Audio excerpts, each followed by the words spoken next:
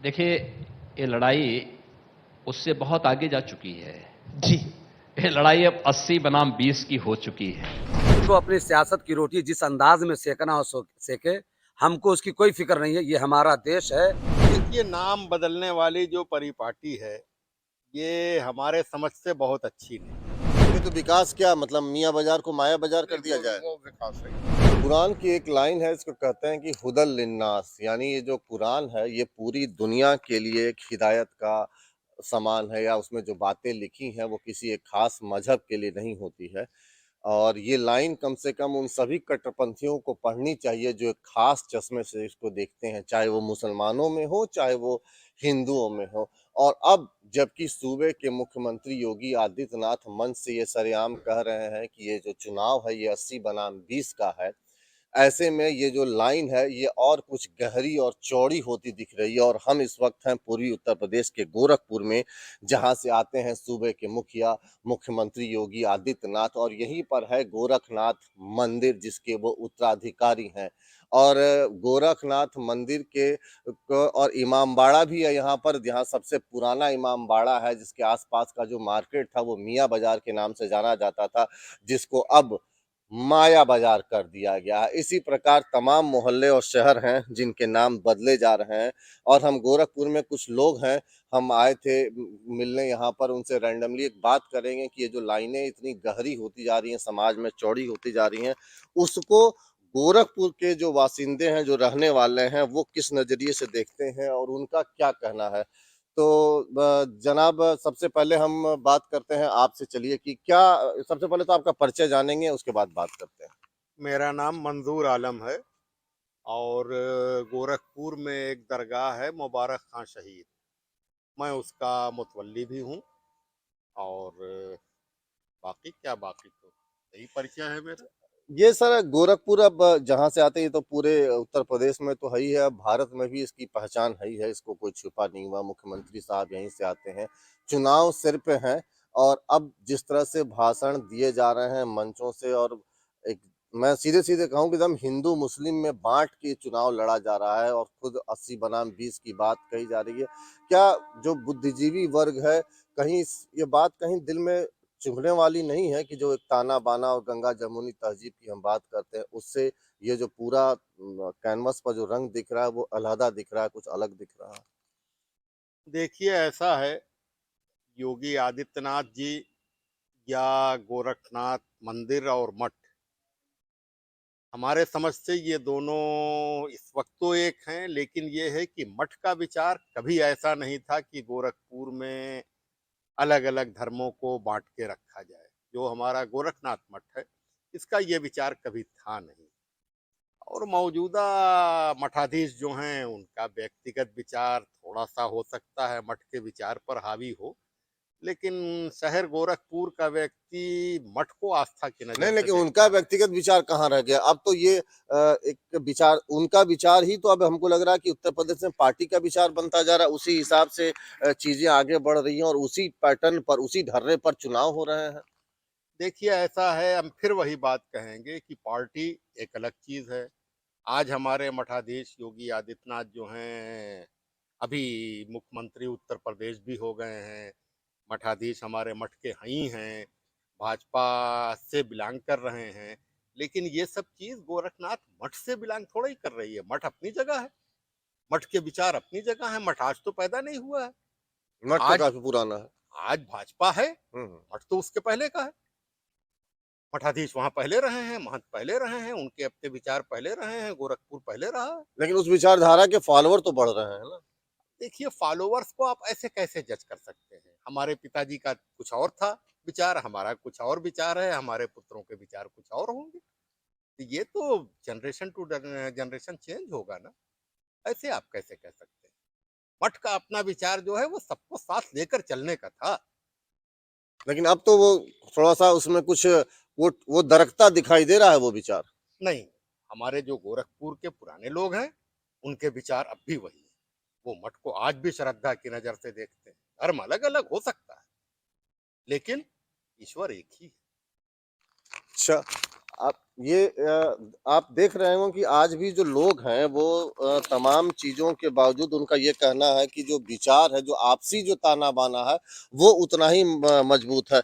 एक और शख्स हैं हमारे साथ गेस्ट के तौर पर, हम उनसे भी पूछते हैं, उनका परिचय जानेंगे। जी जी, मैं मुनव्वर रज़ा, जहाँ के आप मुतवल्ली हैं, वहीं का मैं इमाम हूँ उसी मस्जिद के, उसी दरगाह के।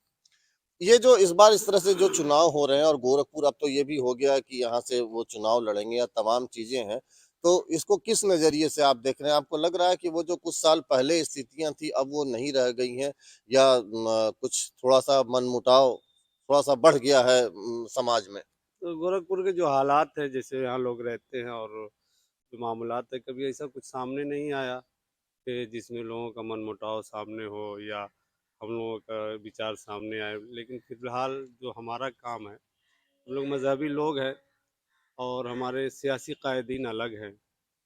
तो दीन व मज़हब का जो काम होता है वो हम लोग कहते हैं तो हमारे बड़े लोग कायदीन उस पे अमल करते हैं, और सियासत के ताल्लुक से जो बातें होती है ये सब तो उधर से जो इशारा होते हैं, जैसे हमारे मियाँ साहब वगैरह हैं, सबसे बड़े कायद हमारे यही हैं, तो इन्हीं के इशारे पे हम लोग चलते हैं। लेकिन हालात के हिसाब से तो ऐसा कुछ नहीं लग रहा है कि यहाँ मनमुटाव ज़ाहिर हो और हम लोगों को कोई परेशानी नहीं आई।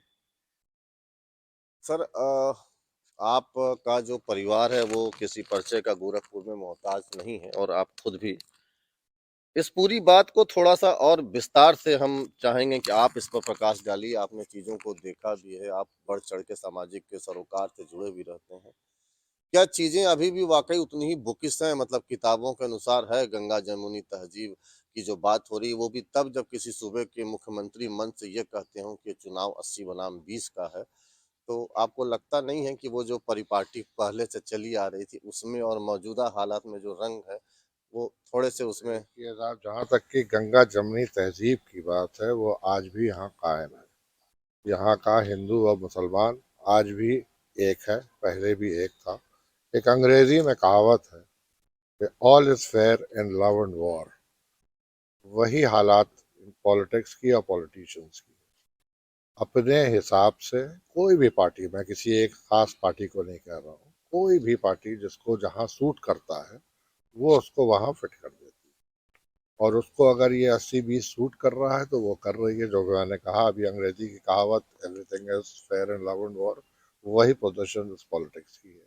जहाँ तक कि यहाँ के लोगों की बात है, वाकई मैंने देखा है कि हिंदू मुसलमान यहाँ न कभी अलग हुआ था न कभी अलग है और आज भी अलग नहीं, कोई ऐसी बात नहीं। लेकिन जब मशीन पर बटन दबाने की बात आएगी, मैं एकदम सीधे-सीधे राजनीतिक लहजे में ये बात पूछना चाहूँगा। कुछ भी हो जाता है, जब वोट देने की बात आती है तो उसको इसी रूप में पोलराइज किया जाता है, सीधे हिंदू बनाम मुस्लिम। ये कहा जाता है कि योगी आदित्यनाथ साहब या जो हिंदू उस बैनर तले चुनाव लड़ता है उसको मुस्लिम वोट नहीं देते हैं। उनका जो पहला मोटो होता है कि वो बीजेपी हराओ का एजेंडा है। गोरखपुर में योगी आदित्यनाथ के गढ़ में मुसलमानों के दिल में 2022 के इस चुनाव को लेके क्या उनके अंदर का भाव है, वो भी तब जब मैं आंकड़ा बता दूं कि 2017 में इस पूरे उत्तर प्रदेश के 403 विधानसभा में से मात्र 22 मुसलमान ही चुन के इस सूबे की सबसे बड़ी पंचायत में पहुंचे थे। देखिए, मैं गोरखपुर की बात कर रहा हूँ। यहाँ का जो चुनाव है 2022 का, योगी जी जिसके लिए यहाँ से विधानसभा से लड़ रहे हैं गोरखपुर शहर के, ऐसा यहाँ कुछ भी नहीं है कि हिंदू बनाम मुसलमान है। और मैं जानता हूँ बहुत सारे ऐसे मुसलमान भी लोग हैं जो उनके साथ हैं, और ज़्यादातर मुसलमान मैं नहीं कहूँगा कि उनके साथ हैं, और वो किसी न किसी और पार्टी को ज़रूर चुनते हैं, हमेशा उनको दिया है। लेकिन उनके साथ जो चलने वाले हैं वो आज भी उनके साथ हैं। तो इस चुनाव में मतलब ऐसे भी लोग होंगे जो उनके साथ होंगे बिल्कुल मुसलमान। होंगे, बिल्कुल होंगे, बिल्कुल मैं मानता हूँ इस बात को कि उनके साथ तो रहने वाले होंगे, क्योंकि अब इस वक्त जो लोग हैं वो विकास को देख रहे हैं यहाँ पे। नहीं तो विकास क्या मतलब मियाँ बाजार को माया बाजार कर दिया जाए? वो विकास है, लेकिन आप ऐसे विकास अगर आप देखिए गोरखपुर शहर का जो हुआ है, जो सड़कें बनी हैं और जो यहाँ पे जैसे फर्टिलाइजर प्लांट लगाया गया है, उसको जरूर देखा जा रहा है, वो लोगों के दिमाग में है। अब आने वाला वक्त देखिए बताएगा किधर लोगों का रुझान जाता है। मतलब इसको इतनी आसानी से दो भाग में पूरी बात नहीं बांटी जा सकती है कि ठीक है, अगर एक योगी आदित्यनाथ चुनाव लड़ रहे हैं और कोई दूसरी पार्टी से मुख्य विपक्षी दल के तौर पर जैसे समाजवादी पार्टी को देखा जा रहा है, तो पूरी की पूरी जो माइनॉरिटी है वो किसी एक तरफ शिफ्ट हो जाएगी। इसको इतनी आसानी से नहीं कहा जा सकता। आसानी से नहीं कहा जा सकता है, ये तो कैंडिडेट के ऊपर भी फर्क देखिए अभी तो कैंडिडेट कोई अनाउंस किसी और पार्टी का हुआ नहीं है, जी। सिर्फ योगी जी का नाम क्लियर आया है। तो जब तक अभी दूसरा नाम अनाउंस नहीं होता है तो कहना मुश्किल होगा। क्या नाम है आपका? मेरा नाम मोहम्मद अफजल बरकाती है। दरगाह मुबारक खां शहीद पे एक तंजीम चलती है, तंजीम उलमा अहले सुन्नत गोरखपुर, उसका एक मैं सदस्य हूँ। और फिर पहले मैं वहाँ का इमाम भी था, वहाँ का देख रेख भी करता हूँ। उसके सदर इकरार अहमद साहब हैं, हमारे मुतवल्ली वहाँ के मंजूर आलम साहब हैं, और आपकी सरपरस्ती मियाँ साहब भी वहाँ का देख रेख होता है। मैंने शुरू में अभी जब एक लाइन कही थी हुदल लिन्नास ये कहा जाता जी है, जी जी। मैं ये आप इस बात को और थोड़ा सा कम और सरल शब्द में बताइए कि इतने जो कट्टरपंथी लोग हैं जी दोनों ही तबके में, जी क्यों इतना उसको गहरे रंग के चश्मे से देखा जाता है, जबकि कहा तो कुरान में तो पूरी दुनिया के हर जी जी। जात धर्म मजहब और सभी के लिए अच्छी बातें लिखी हुई हैं, सबको कहा गया है कि उसको फॉलो करना चाहिए, तो क्यों इतनी वो उसका रंग क्यों इतना गाढ़ा दिखा जाता देखिए, है? कुरान ने जो आपने कहा शुरू में हुदल लिन्नास, यकीनन ये है, इसमें कोई शक व शुबा नहीं है। और कुरान में एक जुमला और भी है, युदिल्लु बिही कसीरन व यहदी बिही कसीरा। कुरान के पढ़ के लोग अहले ईमान भी हुए, अच्छे इंसान भी बने, और कुरान ही को पढ़ के गुमराह भी हुए। जैसे तालाब है या तो समंदर है, समंदर में हर चीज़ पाई जाती है। जो साइंटिस्ट अपने मकसद के लिए उसमें जाता है तो उसमें वो केमिकल पा जाता है। अब बहुत से जाते हैं हीरे जवाहरात वाले, और उसी के समंदर के अंदर से हीरा भी पाते हैं और मोती और पन्ना भी पाते। इसी तरह कुरान में जो आप लेकर नेचर जाएंगे, आपकी जहनीत जैसे हमको ये मिले तो वो चीज़ आपको मिले, आपके सोच पर है। और कुरान तो हमेशा सबके लिए मशाले रहा है। मतलब हमारे यहाँ से कहते हैं जाकी रही भावना जैसी हरी मूरत देखी तैसी, मतलब जो जिस भाव से देखेगा उसको वैसे ही दिखेगी। दिखेगा, बस अगर इंसानियत के अंदाज में कुरान को देखेगा तो वाकई में इंसानियत का बेहतरीन पैमाना उसको मिलेगा। तो अगर सब लोग इस बात से रूबरू हों तो कम से कम ये जो इतना भेद है, आपको लगता है कि अगर उसकी असली तस्वीर से लोग रूबरू होते तो ये तस्वीर का रंग थोड़ा दूसरा होता? जाहिर सी बात है, अगर आप कहते तासुबियत का जो आईना होता अगर उसको उतार कर देखा जाए तो कोई गड़बड़ी किसी में नहीं होगी। सब मोहब्बत का बेहतरीन एक दूसरे को जाम पिलाएंगे और मोहब्बत का पैगाम देंगे। अगर इसको कायदे से समझा जाए तो ये जैसे मौलाना साहब बता रहे थे कि ये पूरे इंसानियत का पैगाम है और सारे समाज के लिए है, और हमारे साथ हैं फिजियोथेरेपिस्ट संजीव जी भी, तो इनसे भी जरा जानते हैं कि ये इनका नजरिया क्या है, गोरखपुर के रहने वाले हैं, चुनाव है सिर पर, और कैसे ये इसको देख रहे हैं। संजीव साहब, गोरखपुर पूर्वी उत्तर प्रदेश का शहर किसी परिचय का मोहताज नहीं है, पूरी दुनिया में इसकी, पूरे देश में तो कम से कम जाना ही पहचाना जाता है, और अब जबकि सूबे के मुख्यमंत्री यहाँ से हैं, आप युवा भी हैं एक तरह से, और मतलब आप किस नजरिए से इस चुनाव को देख रहे हैं गोरखपुर के नागरिक की हैसियत से? जी देखिए, ये चुनाव तो ख़ैर हम सभी लोगों के लिए बहुत ही योगी जी पहली मतलब यहाँ से चुनाव लड़ रहे हैं, अच्छी बात है। और ये जो आपने बताया 20 बनाम 80 का, ये टोटल पॉलिटिकल इशू है, बाकी ऐसा कुछ भी नहीं है। यहाँ पे आप देखेंगे सभी लोग इतने मिल-जुल कर के रहते हैं कि आपको पता ही नहीं चलेगा। सिर्फ़ जब पॉलिटिक्स ये जब आती है चुनाव वग़ैरह तभी इसको हाइलाइट किया जाता है। नहीं, हाईलाइट किया जाता है तो लोग उस बहकावे में आते भी तो हैं, आप वहाँ जैसे ही पे लोग तो आते हैं। जी नहीं, ऐसा कुछ आपसे नहीं जैसे मेरा ताल्लुक है कि आम आदमी तो आता है उस में। बिल्कुल। उसको भड़काया जाता है, ये लोग पॉलिटिकल नेता लोग करते हैं, मंचों से बड़े-बड़े। बाकी आप कहीं देख लीजिए समाज में इस तरह की कोई बातें नहीं हैं। मतलब आप कह रहे हैं कि ग्राउंड जीरो पर आपस में कोई चीज कोई नहीं है, कोई जो है बिल्कुल नहीं, वो एक राजनीतिक बिल्कुल मुलम्मा है। राजनीतिक है और टोटल बस राजनीतिक है और कुछ भी नहीं है। आपने अभी देखा है यहाँ पे आप इमामबाड़े में चले जाइए या गोरखनाथ मंदिर में चले जाइए, आपको दिखेगा यहाँ इमामबाड़े में आपको 80% हिंदू दिखेंगे और वहाँ गोरखनाथ मंदिर में जाइएगा, वहाँ भी देखिएगा आपको मुस्लिम बहुत ज़्यादा मिलेंगे, ऐसा कुछ भी नहीं है। सारी दुकानें वहाँ की मुस्लिम की हैं। सर हुँ। बात अब मैं उसको अंतिम दौर में और थोड़ा-सा और लोगों को समझाने के लिए बस क्रिस्टल क्लियर के तौर पर इसको जानना चाहेंगे। आप जो बात आपने कही वो सब हम लोगों ने सुना, बाकी लोगों की भी राय थी, और अगर सब कुछ इतना ही सही है जो जिस तरह से चीज़ें कही जा रही कि ठीक है चुनाव में नेता कहते अपने तरीके से बात होती है। सर अभी कह रहे थे अदनान साहब की विकास की भी बात हो रही थी कि गोरखपुर में हुआ है। ये जो नाम बदलने की राजनीति है तो क्या ये कहीं उस वो 80 बनाम 20 की जो बात है उसको उसको सतह पर और मजबूत करने या सतह पर उसको उकेरने की बात नहीं साबित हो रही है इससे? देखिए नाम बदलने वाली जो परिपाटी है ये हमारे समझ से बहुत अच्छी नहीं है। अगर कोई नया नाम आपको अच्छा लगता है, आप इस पद पर हैं कि आप नाम बदल सकते हैं, तो एक नया मोहल्ला बसा दीजिए, उसका नया नाम रख दीजिए, एक नया शहर बसा दीजिए, उसका नया नाम रख दीजिए। पुराने रखे हुए नाम को बदल देना, वो तो क्या है, उन लोगों की सोच वही लोग जाने। लेकिन होना यही चाहिए कि आपको अगर कोई नाम अच्छा लगता है तो उस नाम का एक नया मोहल्ला बसा दीजिए, कौन मना करता है। आज हमारे गोरखपुर में सैकड़ों कॉलोनी ऐसी बनी हैं जो पहले नहीं थी, वो नाम नहीं थे, उसमें किसी को क्या ऐतराज है। लेकिन अब एक बाप दादा आजा के जमाने से चला आ रहा नाम बदलना, ठीक है, वो उनकी सोच है। कल को हो सकता है दूसरी सोच का आदमी आवे, वो नाम फिर बदल दे। ये तो अपने अधिकारों का सदुपयोग या दुरुपयोग है, इसके विषय में हम नहीं कुछ कह सकते। ठीक है, कह नहीं सकते, लेकिन कुल मिला के है ये बात कि आपकी जो सोच है वो अगर आप नाम बदल रहे हैं या किसी की पुरानी पहचान मिटा रहे हैं, तो वो उसी सोच को ज़ाहिर तो करता ही करता है, चाहे वो किसी रूप में भी हो। सर, ये जो मियाँ बाज़ार था, ये तो आप ही के आप जिस लेगेसी को बिलॉन्ग करते हैं, उसी का ये उसी की परिपाटी रही है, उन्हीं के नाम पर था ही। तो थोड़ा-सा तो बुरा लगा ही होगा सर। नहीं, कोई ऐसा बात नहीं है। जैसे उसका नाम अब माया बाजार उन्होंने ज़रूर कर दिया है, लेकिन अगर देखा जाए इन जनरल, मेरी बात नहीं है, बाकी इन जनरल देखा जाए तो आज भी वो मियाँ बाजार ही कहलाता है। वैसे ही जैसे अली नगर था, वो आज भी अली नगर ही कहलाता है। उर्दू बाज़ार को भी शायद हिंदी बाज़ार वो कर भी कर दिया है, तो मोहल्ले क्या, लोग शहरों का भी नाम बदल देते हैं, लेकिन फिर भी जो लोगों के ज़बान पे चढ़ा हुआ है, आज भी किसी के मुंह से प्रयागराज जल्दी नहीं निकलता, इलाहाबाद ही इलाहाबाद निकलता है। निकलता। तो उससे कोई फ़र्क नहीं पड़ता है, आप नाम बदल देते हैं। लेकिन ये सब मैं इसके पीछे एक पॉलिटिक्स का ही हिस्सा मानता हूँ। सर, आप तो इतने समय से इस शहर को देखते आए हैं और आपका जो परिवार है वो जुड़ा रहा है इस ताने-बाने से।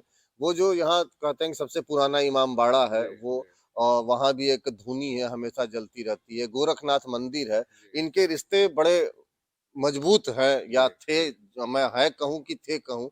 तो नहीं अब तो इसने आप इसको क्रमशः अगर मैं बात करूँ एक असेंडिंग ऑर्डर में, तो कैसे आप बदलते हुए आपने देखा है? क्या महसूस किया है कि अब वो बात नहीं देखिए, दिख पहले लोगों के पास वक़्त बहुत था, ताल्लुकात तो आज भी बहुत अच्छे हैं, लेकिन पहले लोगों के पास बहुत वक़्त था, लोग मिलते-जुलते थे।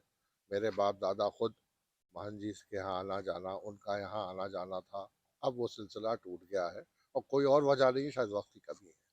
शायद मेरे पास खुद ही नहीं कमी है कि मैं अपने परिवार वालों को वक़्त दे सकूँ, और वो तो खैर सूबे के मुख्यमंत्री हैं, उनके पास तो ज़ाहिर-सी बात है बिल्कुल भी वक़्त नहीं है। तो उसकी वजह से मुलाकातें नहीं होती हैं, लेकिन जहाँ तक ताल्लुकात की बात कही कही जाए, तो उसमें कोई दिक्कत नहीं, नहीं आप है। तो मॉडरेट रूप में बात कर रहे हैं, चूँकि आप पढ़े-लिखे इंसान हैं, आपका जो संदेश है वो समाज में उस तरह से जाएगा। चीज़ें इतनी ही सुलझी हुई हैं सतह पे। है, बिल्कुल ऐसे ही सुलझी हुई हैं, मैं बता रहा हूँ कि इसको पॉलिटिकल रूप दिया गया है, और ऐसा यहाँ कुछ है नहीं।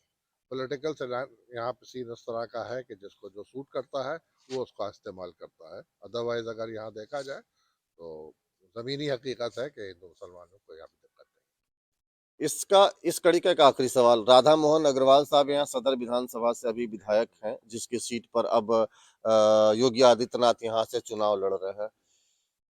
वो भगवा जो उनकी धार है, जिसको उस विचारधारा को लेके वो आते हैं, राधा मोहन अग्रवाल साहब का कार्यकाल कैसा था? अगर हम उसको आप अगर उसको कुछ नंबर में अगर आप बता सकें तो वो, और अब जबकि खुद सूबे के मुख्यमंत्री योगी आदित्यनाथ यहाँ से चुनाव लड़ेंगे, तो क्या ये भी उतना उनके लिए बटर की तरह होगा, बटर केक होगा कि वो आसानी से इस चुनाव को यहाँ से लड़ेंगे, और क्या वो मैसेज जाएगा पूरे उत्तर प्रदेश में यहाँ से उनके चुनाव लड़ने में?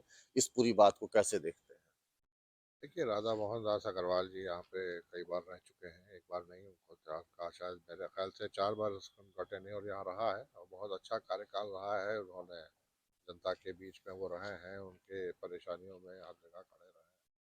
आज वहाँ पे इस सीट पे योगी जी आए हैं, लोगों की उम्मीदें हैं कि योगी जी भी वही करेंगे, और अब देखिए आने वाले हाल में देखा जाएगा कि योगी जी कैसे उस पे कैसे इस परंपरा को बढ़ाते हैं? जी बढ़ाते हैं। जी, ऐसे तो यहाँ पहले वो मेंबर ऑफ पार्लियामेंट रहे हैं, और अब वही चीज़ उनको एज हाँ, लेकिन बाई इलेक्शन में बीजेपी हार गई थी जी यहाँ हाँ, पे। यहाँ पे हार गई थी, लेकिन उसमें वो नहीं खड़े हुए थे, कोई और खड़ा हुआ था, उसमें इलेक्शन में हार गई थी। लेकिन अब देखिए योगी जी से भी वही उम्मीदें हैं। जो जितनी विधानसभा यहाँ है गोरखपुर में, एक तो लोकसभा की सीट है, उनके यहाँ लड़ने से आपको अगर मैं एक इन जनरल एक मतदाता के रूप में पूछूं तो आपको लगता है कि इससे बीजेपी को यहाँ पर उनको उनकी पार्टी को फायदा होगा? जी हाँ, बिल्कुल उनको फ़ायदा होगा और उनको यहाँ लड़ना भी चाहिए था। उनकी गोरखपुर हमेशा उनकी जगह रही है, यहीं के रहने वाले हैं और गोरखपुर के लिए वो काम करें, उनको यहाँ पे फ़ायदा होगा, ज़रूर होगा। जनाब, इस पूरी बात को खत्म करेंगे आपसे कि इसको एक मैसेज आपको समाज में एक संदेश अगर आप दें, तो आप क्या बोलेंगे किसी किसी कुरान की लाइन के साथ, किसी 2 पंक्ति के साथ कि ये जो बँटवारा समाज में जो विचारधारा का दिख रहा है, ये जो लाइन गहरी हो रही है, इसको खत्म करने के लिए क्या संदेश देना चाहेंगे? देखिए, अल्लामा इकबाल ने एक जुमला बड़ा प्यारा पहले कहा था कि सारे जहाँ से अच्छा हिंदोस्तां हमारा, हम बुलबुलें इसके ये गुलिस्तां हमारा, मज़हब नहीं सिखाता आपस में बैर रखना, हिंदी है हम वतन है हिंदोस्तां हमारा। तो जितना भी मामला है कि हम यहाँ के बाशिंदे हैं, हमारी पैदाइशी जन्मभूमि हमारी यही है, तो हम तो मोहब्बत करते हैं और करते रहेंगे और एक दूसरे को मोहब्बत का पैगाम देते रहेंगे। उन उनका काम है सियासत वो और जाने। जो जिसको अपनी सियासत की रोटी जिस अंदाज में सेकना हो सेके, हमको उसकी कोई फिक्र नहीं है। ये हमारा देश है, इसकी संस्कृति, इसके कल्चर, इसके समाज को हम सब लोग मिलकर हिंदू मुस्लिम एकता बनकर जो चल रहे हैं, चलते हैं और चलते रहेंगे। कोई रोटी अपनी सेकता रहे, हमको कोई फ़र्क नहीं पड़ता है। ये हमारे देश के अमन और शांति सुखशाली हम अपने मठों में, अपने धर्मों में हर एतबार से इसके जो है शुभकामनाएँ की दुआएँ करते हैं कि हमारा देश हमेशा फलता और फूलता रहे, यही हमारा काम और करते रहें। उनका काम है सियासत वो जाने, मेरा पैगाम है मोहब्बत जहां तक फैले। गोरखपुर योगी आदित्यनाथ के गढ़ में हमने मुसलमानों से भी बात किया, कुछ हमारे हिंदू भाई थे उनसे भी बात किया और सबका ये कहना था कि उनके जो जितने भी ये नारे दिए जाते हैं ये सिर्फ और सिर्फ चुनाव में लोगों को अपनी ओर खींचने के लिए है, इसका जमीन पर कोई वजूद नहीं है। और आज भी वो जो ताने बाने गंगा जमुनी तहजीब की बात की जाती है वो ज़मीन पर उतनी ही मौजूद है, उतनी ही कड़ी है, उतनी ही आपस में एक दूसरे के साथ उलझी हुई है और कहीं किसी प्रकार का कोई बैर नहीं है। बहरहाल 2022 के इस चुनाव में अब योगी आदित्यनाथ के यहाँ चुनाव लड़ने के बाद परिदृश्य किस तरह से बदलेगा, इसका जो चटक रंग है वो 10 मार्च को नज़र आएगा, होली के पहले। इस बार होली बीजेपी की रंगीन कितनी चटक होगी या फीकी होगी, ये तो वक्त की बात है। फिलहाल यहाँ के जो गोरखपुर में गोरखनाथ मंदिर से पुराने इमामबाड़े की शहर से एक संदेश बहुत बड़ा है कि ये देश सर्वोपरि है और हम इसके अमन, चैन और खुशहाली के लिए दुआ भी करते हैं, काम भी करते हैं और उसी अनुरूप अपना व्यवहार भी रखते हैं। मुझे लगता है कि ये बात सबको सुननी, समझनी चाहिए। तो बहरहाल ऐसे ही किसी और शहर में लोगों के मिजाज से कराएँगे आपको रूबरू, तब तक डिजिटल प्लेटफ़ॉर्म पर बने रहिए हमारे साथ। इस खबर पर मेरे साथ हैं मोहम्मद अख्तर और ये खबर आपके लिए डिज़ाइन कर रहे हैं मेरे सहयोगी आदित्य। मेरा नाम है राजेश मिश्रा। धन्यवाद।